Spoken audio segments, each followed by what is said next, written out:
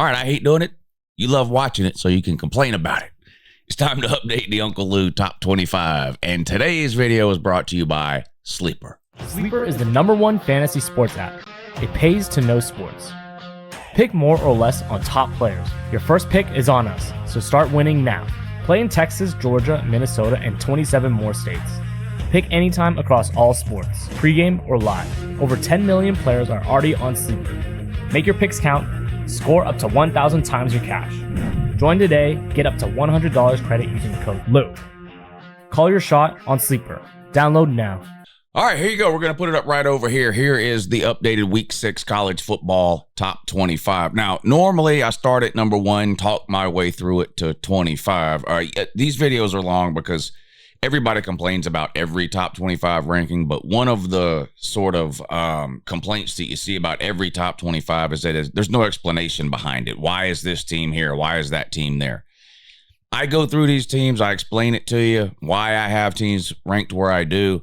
Doesn't mean you're going to agree with me, but at least you'll understand my thought process behind doing what I do in terms of where I have these teams ranked in this top 25. Normally I start at 1 and go through 25. I'm going to start with what is that? 1, 2, 3, 4, 5, 6, 7 through 10, because this is the most controversial 4 rankings, I think, this week, whether you're talking about the AP, the coaches, or any other ranking that gets put out there.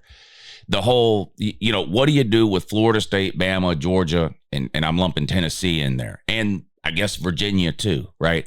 A lot of Florida State fans mad on the internet. Well, a lot of Florida State fans are mad on the internet constantly. They wake up mad. They figure out what it is they'll complain about as the day goes along, but they just complain. It's 2-10 syndrome. They got beat into oblivion on the internet last year when Florida State went 2-10. And so this year they're looking for constant affirmation about how great they are to try to compensate for what happened last year, which will never happen. So let me explain to you what I'm doing here with Florida State, Bama, Georgia, and Tennessee. I asked myself, when it comes to those 4 teams, a couple of different questions. The first question I asked is, who's the better team out of those 4? I honestly don't know. I saw Alabama just beat Georgia by 3. I saw Florida State beat Alabama at home by a couple of scores. I saw Georgia beat Tennessee in overtime. If any combination of those 4 teams were to play next weekend, I don't know. I'd have to really think about which teams to pick in terms of who I thought was going to win, whether you're talking about Georgia, Florida State, Tennessee, Bama, Florida State, Tennessee, Bama, Tennessee, or even if we had some rematches, Georgia and Tennessee again. I saw Georgia beat Tennessee. I'm not 100% confident it would happen again.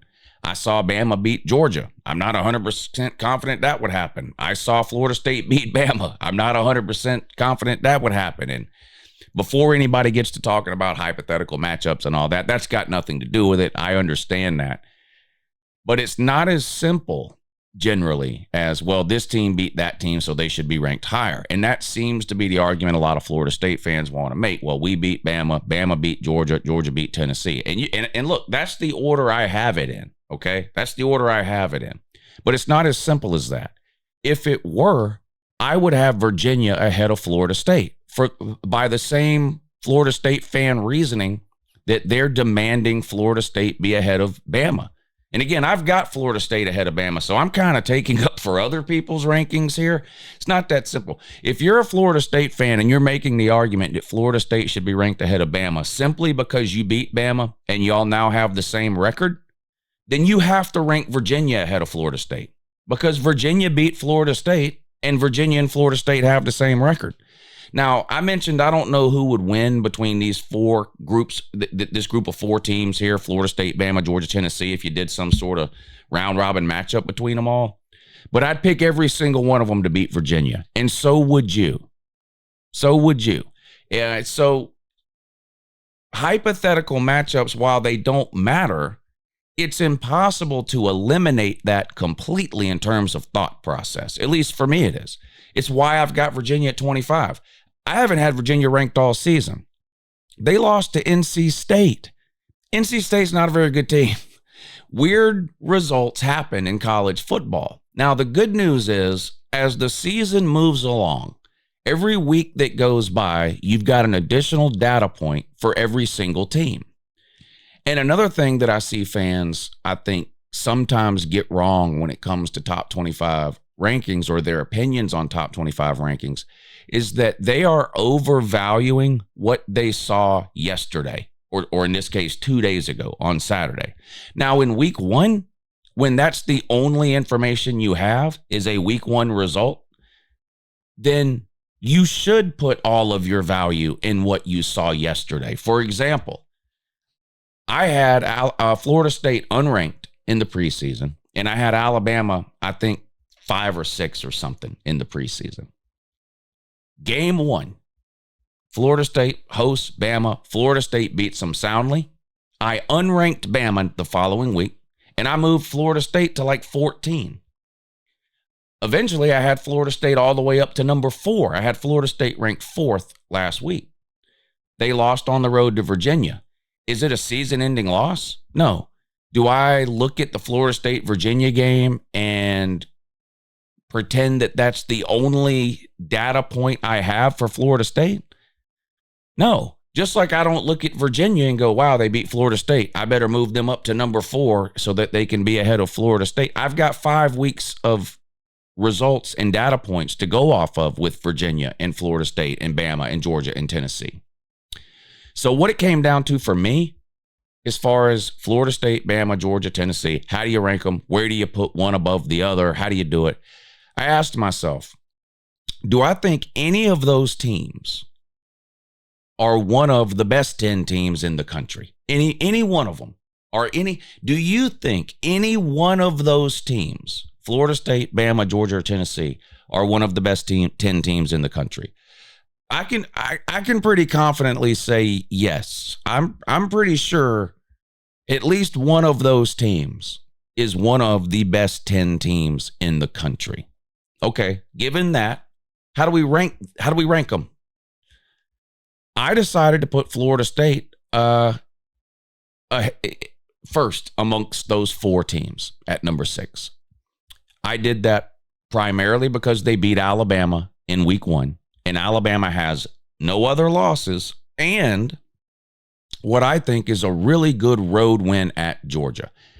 Probably the best win in college football this year is Alabama's road win at Georgia. Ohio State's got a big win over Texas, but that was a home win. Florida State's win over Bama was a home win. Georgia's win at Tennessee is probably the second or third best win in football. But that win for Alabama at Georgia was impressive. Georgia had won 33 straight home games. That was an impressive win. So I've got Florida State first amongst those 4 teams for all of those reasons, not just because they beat Bama. I've then got Bama right behind Florida State. Part of the reason is because they lost to Florida State. Part of the reason I've got them ahead of Georgia is because they beat Georgia. But there are other reasons that I've got Bama there at number 8. They only have 1 loss. They have looked dominant against Wisconsin in a lower classification school. They went into Athens and beat Georgia. There are plenty of reasons to have Alabama inside the top 10. I've got Georgia at 9. They've got 1 loss. It's by 3 at home to a top 10 team, Alabama. And they have a win over a top 10 team in Tennessee. So I've got them at 9, and then I've got Tennessee at 10. Tennessee had a good win this past week. If you look at my ranking last week, I actually had Tennessee at 9. I'm not punishing Tennessee for a close win at Mississippi State. I think that was a good win by Tennessee. The problem with the rankings and how they're shaking out here is that last week I had Alabama at 17. I have to move them up. I have to move them up into the top 10 there. There were some other teams that won and lost. And so anyway, you just have to make room and shake things around. Because again, just like I said a minute ago, a lot of people put too much emphasis on what they saw yesterday when they make their top 25. I'm evaluating everything I've seen through the first 4 or 5 weeks of the season, including what happened this past weekend, but not only what happened this past weekend. So I've got Ohio State at 1. Obviously, they were my number 1 team last week. They travel out west to played a red-hot Washington team that's been very dynamic offensively this year and completely shut them down. I've yet to be necessarily blown away by Ohio State offensively in any of the quality competition they've played. However, their defense has been lights out against 2 pretty good teams in Texas and now Washington. That defense is unbelievable, holding Washington to just 6 points this past week. Ohio State goes on the road and gets the win 24-6 against Washington. The offense played fine. Nothing wrong with the offense. It's not an LSU thing where you're going, oh boy, I see some issues here. It's not that. I'm just saying the offense is fine. I think the defense I think Ohio State's defense is better than Ohio State's offense, I guess is what I'm trying to say. And I don't mean that in a negative way towards the offense. They're loaded with NFL players over there. I'm trying to say I'm overly impressed with the defense. And sometimes when you do that, it comes off as though I have an issue with the offense. I don't. But the defense is extremely impressive against 2 high-level teams in Texas and now Washington. They won 24-6. They play this coming week at home against Minnesota. That was Julian Sain's first road game, Ohio State's first road game of the year. Didn't phase them. They go into Washington and get a win.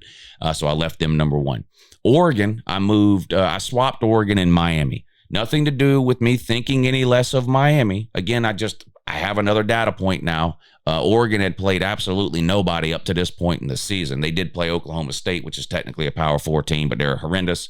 And Oregon goes on the road to Penn State and gets a win. Now, it went to overtime. They won 30-24. But if you watched that game, it was obvious from the opening play of the game who the better team was. So I had Miami at number 2 last week and Oregon at 3. I've swapped them. And it's just because Miami was off. And Oregon had a big win on the road against top 10 Penn State. That's it. I don't think any less of Miami. I still think Miami is one of the best teams in the country. And I've got Miami at 3. They were off this week. They play on the road at Florida State this coming week. Must-win game for Florida State. In today's age of college football, when you take a loss like Florida State took to Virginia, it doesn't mean anything in terms of, 20 years ago, if you lost that game, you had 0 chance of winning a natty because we had no playoffs. And with that type of a loss, you weren't going to get an opportunity to prove yourself in any type of postseason, right? Well, that's not the case now. We saw last year Ohio State went 10-2 and made the playoffs. Didn't even make their conference championship game. 10-2, made the playoffs, got hot, and won it all. So in terms of, well, it's a loss, it doesn't mean much. The problem, I think, for Florida State now is because they lost one of the games that when you looked on their schedule, you went, yeah, they'll win that one. And they still have a couple of games left that you looked at and went, ooh, that's going to be tough. It makes those, ooh, that's going to be tough games way more important. Because with every game you lose in college football, your margin of error gets smaller. So the term good loss, bad loss, which people like to make fun of that term and things like that. And they'll say, oh, there's no such thing as a good loss. Any win is better than any loss. I'll grant you that. It's better to beat a bad team by 1 point than it is to lose to a good team by 1 point. I'll grant you that. Where the terms good and bad loss can come into play is, of course, at the end of the season when you've got a group of people, I don't know, maybe the playoff committee that is sitting down and they are trying to evaluate and differentiate between 2, 3, 4, 5 different teams that didn't play each other. Okay? So there is no objective way to separate these teams. If they've got the same record and they didn't play each other, the only objective way to tell who's better is to line them up. Well, that's not an option for people like the playoff committee. So they have to move on to subjective ways to differentiate those teams. And one of the dozens of things that they will look at with teams who have the same record at the end of the year is what are their best wins and what are their worst losses.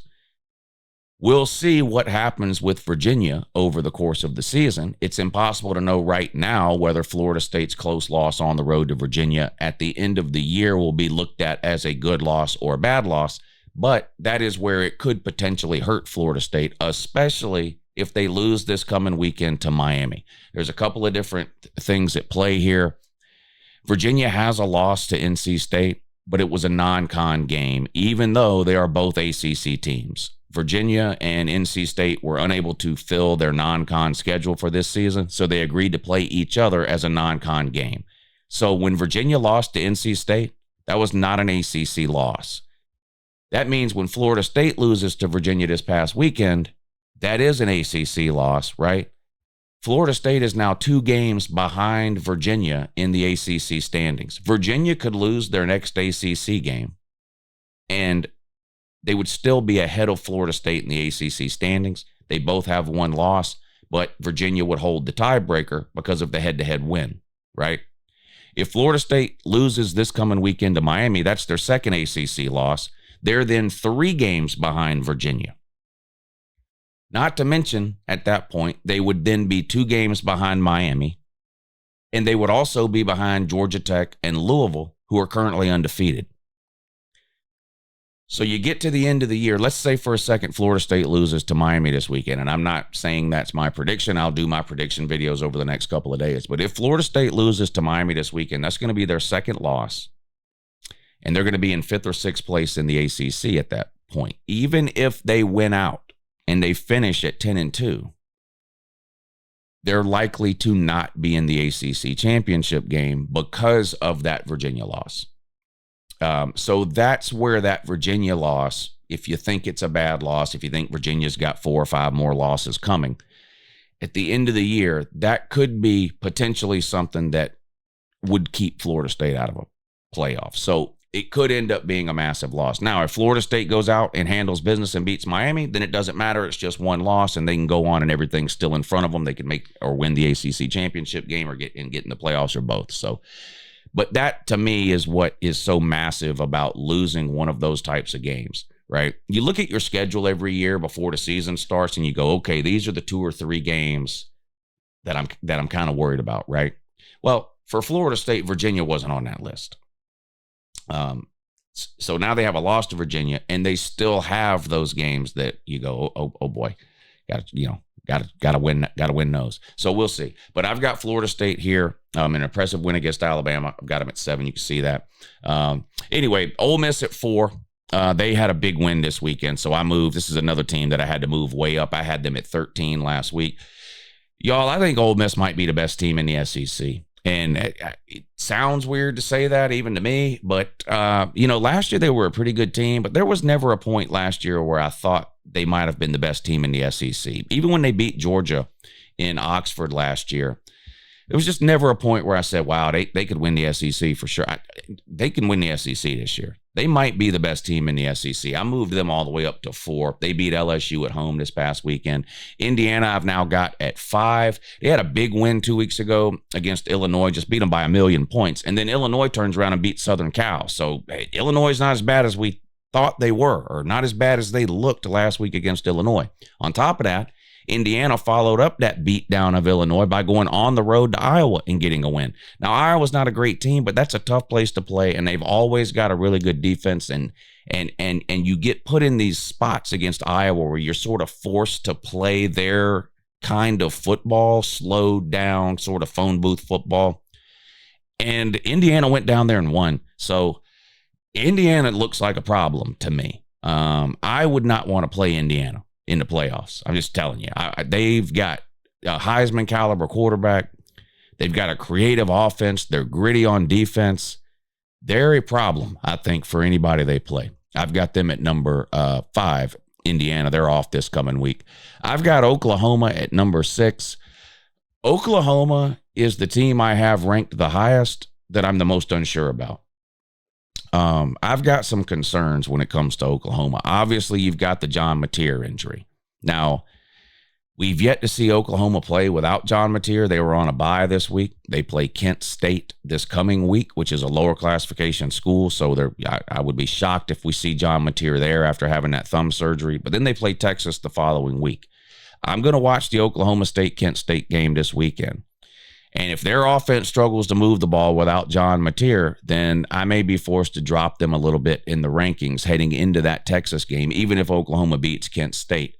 My concern for Oklahoma is when you watch them play the first 3 or 4 weeks of the season with John Mateer, you notice a couple of things pretty quick. Number one, they've got one of the best front sevens in all of college football. We still remember Jackson Arnold in the 10 sacks in the Auburn game, right? And their defense has played well in every single game. Wins against Michigan, wins against Auburn. Really good defense there at Oklahoma. That's the first thing I notice. Second thing I notice is John Mateer playing at a high level, running the offense really well. But the third thing that I notice when it comes to Oklahoma is they've got no running game at all outside of John Mateer. So without him, you've got to assume still no running game. Is that backup quarterback going to be able to give them through the air what John Mateer was giving them through the air? And what about the creativity, the extending plays, the scrambling? Almost, John Mateer's got one of those types of qualities. You almost can't describe it. It's kind of like you just have to watch it. And he seems to make the play when Oklahoma needs it the most, like that, the it factor, I guess, maybe. You know, Max Duggan was that way. Haynes King is kind of that way at Georgia Tech. There's a handful of players every year that are kind of like that. I've got concerns about Oklahoma offensively us already, even with John Mateer. Without John Mateer, I'm going to have to see him play, but there's a possibility that without John Mateer, Oklahoma is not nearly as good of a team. That might sound obvious, and maybe it is obvious, but I've got them at 6 this week. They were on a bye. They play Kent State this coming week. Florida State, Bama, Georgia, and Tennessee, I've already explained, so I'll just run through real quick. I've got Florida State at 7. They did lose this past weekend on the road at Virginia in overtime, 46-38, and they've got a huge game this week. Now, it is at home, which is nice. They're hosting Miami, one of the biggest Florida State-Miami games in years. A massive, it reminds me of the 90s, sort of. I became a college football fan in the late 80s, early 90s, and this Florida State-Miami game, I can't exaggerate how big of a game that was every single year. You would have had to have lived through that era to really understand it. This is a massive game this week between Florida State and Miami. Alabama, I moved all the way up to number 8. I had them, what did I have them last week? I think I had them at 16 or 17 last week. Anyway, moved them up into my top 10 after a win on the road at Georgia. They play Vandy this week at home. It's going to be an exciting game. Remember last year, Bama's biggest win last year was at home against Georgia. Then they turned around and lost to Vanderbilt.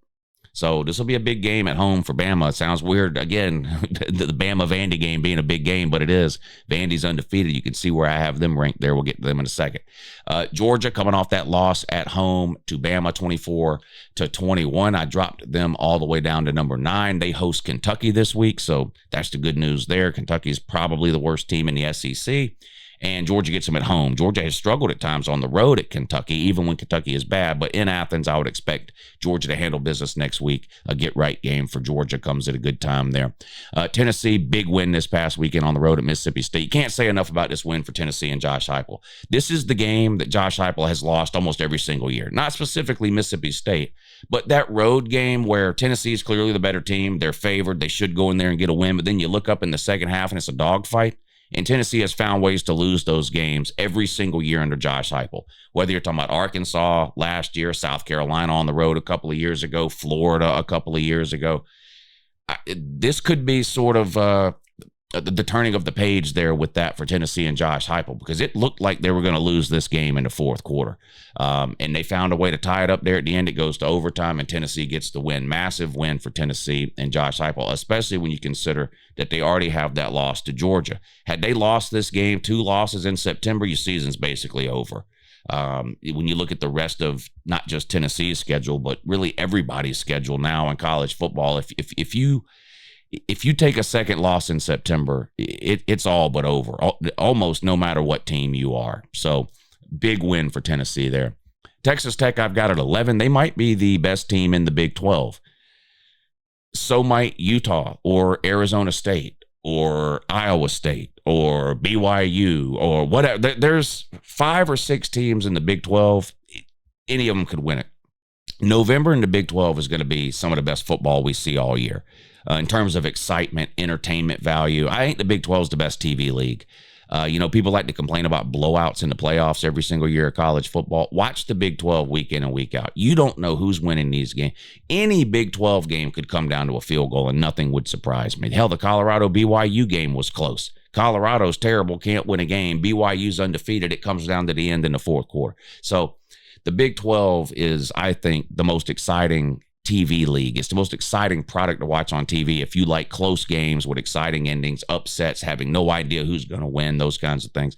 I've got Texas Tech there at 11. They were on a bye after beating Utah the week before. They play on the road at Houston this coming week. Texas A&M, I've got at 12. They beat Auburn at home. Auburn's dead. Hugh Freeze is dead. I think he's going to be the next domino to fall in the SEC, him or Billy Napier. Hugh Freeze needs to be out of a job. It is a complete disaster what he has done at Auburn. He inherited a bad situation, that's true, but he's been there now 3 years, and the offense is still the worst in the SEC. He's got his hand-picked quarterback out of the portal, Jackson Arnold, and he's got the worst quarterback in the SEC. Auburn is going to have to move on from Hugh Freeze. It has not worked. He's a failure. They lose again. Texas A&M gets the win at home over Auburn this past weekend, 16-10. Another tough game coming up for Texas A&M. Now, they do get it at home, but Mississippi State comes to town this week. And Mississippi State, one of the most improved teams in college football. Clearly, you'd put Florida State in that category as well. Mississippi State and Florida State, both each 2-win teams last year, right? Florida State 2-10, Mississippi State 2-10. Both off to a 3-1, 4-1 start, whatever it is. Both caught their first loss this past weekend.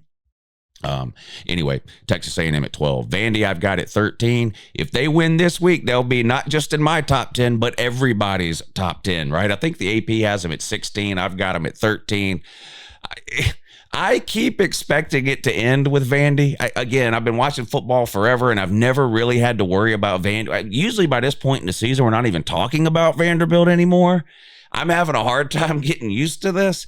If they beat Bama, though, you got to put them in the top 10. I mean, what else can you say? They might be they might be a playoff team in that if they beat Bama this weekend. But it's on the road at Bama. That's going to be much more difficult. Last year, you remember, no one was talking about Vandy last year until they beat Bama.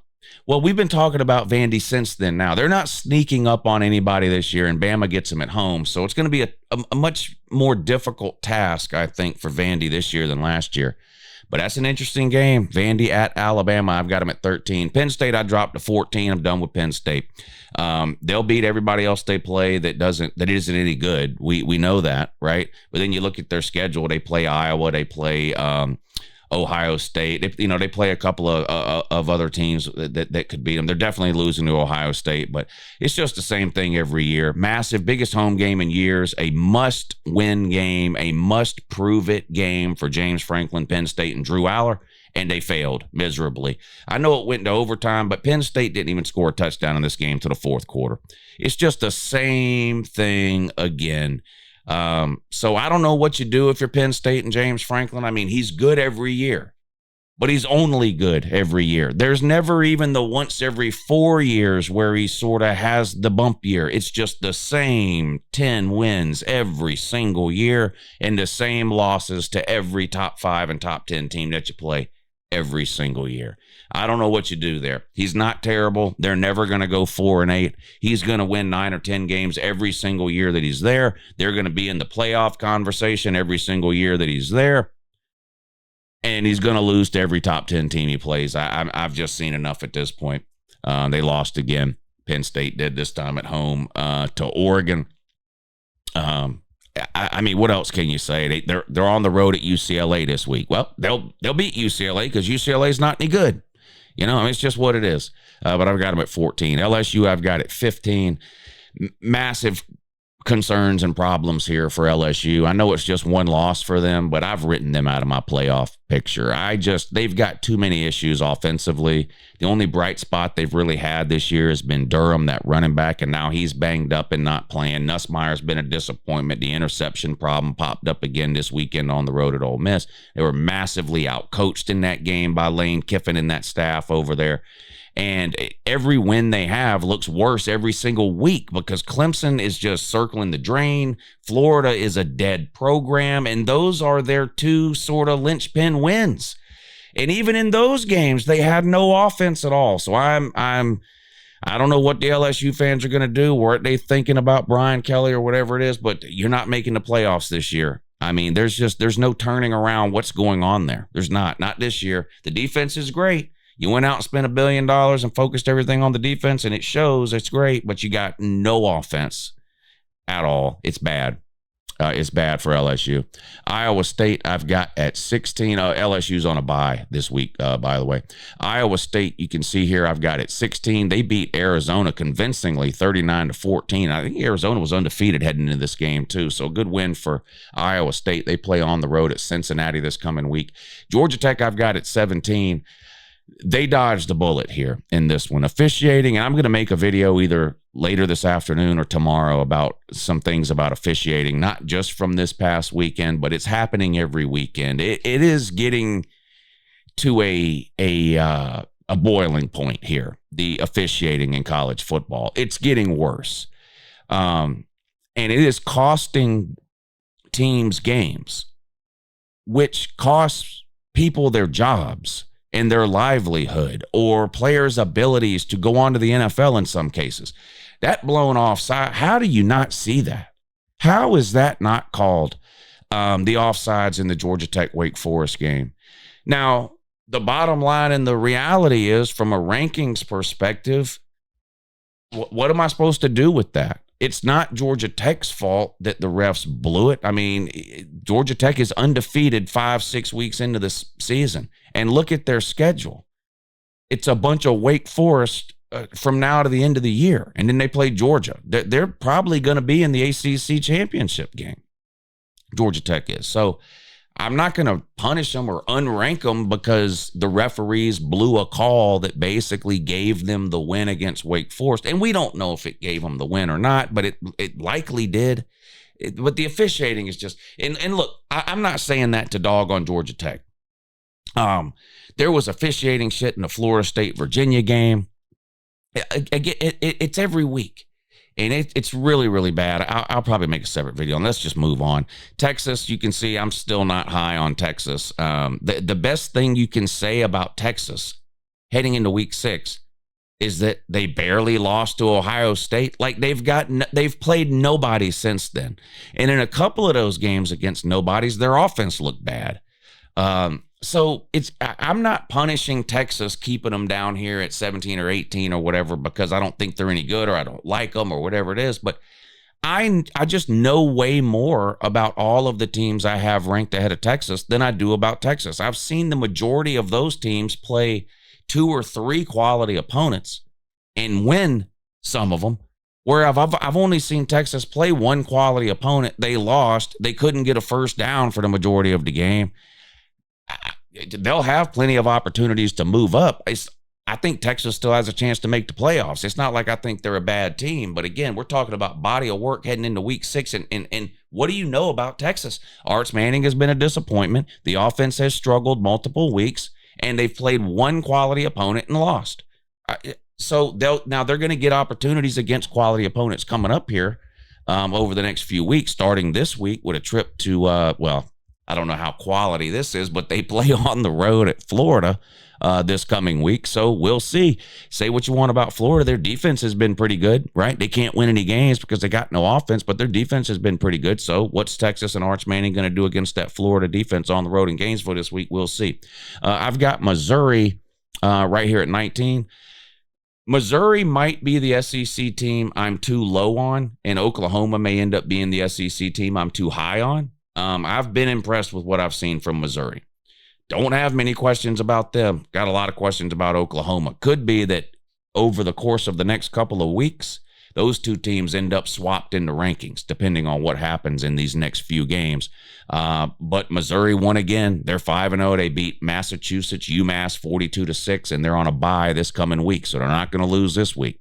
They're going to be undefeated again. Michigan's another team. Don't really know what to make of them. They've got a close loss to Oklahoma and a close win against Nebraska. Well, you already know I'm wish-washy on Oklahoma, and Michigan lost to them. Nebraska, I don't think is very good, and it was a close win in that one. I mean, is Michigan an 8-win team, a 9-win team? Are they a 10-2 playoff team? I haven't been impressed with Bryce Underwood, not to the point where I'm calling him a bust, but he's a first-year freshman, and he's played like a first-year freshman. So any road game, especially against quality competition, I would worry if I'm Michigan. Now, Justice Haynes has been amazing at running back, one of the best running backs in the country. But I've got Michigan right there at 20. They were on a bye this past week. They host Wisconsin. Notre Dame, I moved back into my top 25. They've now got a couple of wins, so I feel okay about putting them back in my top 25. I had dropped them completely out because at some point you just got to win a game. You lost to a couple of good teams, I guess, in Miami and Texas A&M.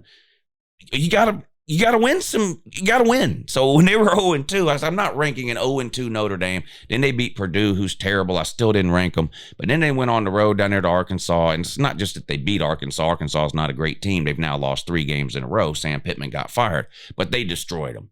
Absolutely destroyed them. Jeremiah Love finally had a breakout game this season, 4 touchdowns in the first half for him. So I moved Notre Dame back up into my top 25 there at number 21 after having them unranked. They play Boise State this coming week at home. Could be an interesting game. Arizona State, I've got at 21. They've got the loss on the road at Mississippi State, but other than that, they continue to roll. I've got Louisville back in the top 25. They're still undefeated. I've got them at 23. Illinois, I've got at 24. A lot of people wrote them off for dead last week after getting just obliterated by Indiana. I caught a lot of flack for keeping them in my top 25 after getting destroyed by Indiana last week. I think Indiana's a really good team who could destroy a lot of these teams ranked 16 through 25. Illinois responded with a win at home against Southern Cal. So I had Illinois 25 last week, moved them up to 24. And I've got Virginia cracking the top 25 for the first time this season after a big home win against previously undefeated and top 10 Florida State. They only have one loss, Virginia does, and that was earlier in the season to NC State, which I already talked about as a non-con loss, which is a big deal when you look down the road in the ACC. So there you go. That is my top 25 after week 5, heading in now to week 6 of the 2025 college football season. I don't expect you to agree with it. Clearly, no one's going to agree point for point with any top 25, but I do at least try to explain to you my thought process and why I have teams ranked where I do, which is why this video is as long as it is. But I am curious specifically about Florida State, Bama, Georgia, Tennessee. Where would you, just tell me where you would rank those 4 teams? Would you have Alabama top 5? Would you have Georgia out of the top 10? How much would you punish Florida State for that win at Virginia? I am curious how you would order and rank those 4 teams specifically. Florida State, Alabama, Georgia, and Tennessee. Let me know that in the comments down below. All right, I appreciate you watching. Have a good morning.